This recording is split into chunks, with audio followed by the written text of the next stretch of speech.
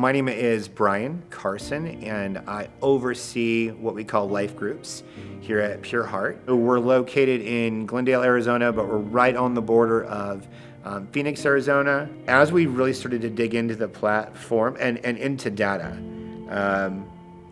our data wasn't as clean as we all thought it was. We've got to learn how to ask really much better questions.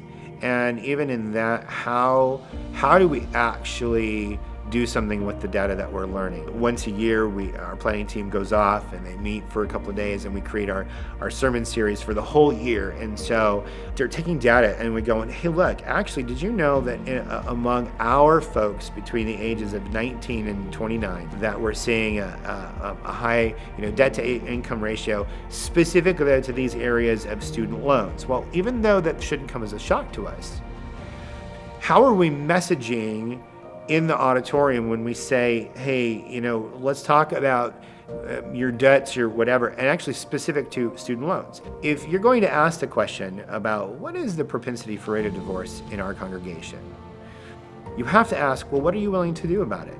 I mean, if you knew, how would those answers determine your next steps?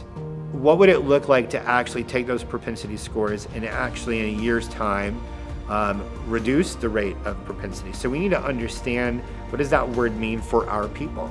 Digging into that data help us really see the kind of some blind spots of where we were.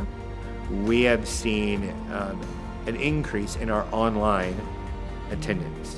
And online attendance has been steadily increasing at about anywhere from 15 to 20% over the last 2.5 years. But we noticed we thought it was a bigger enough jump. It was closer to about 33, 35% since November, which is when we first started running.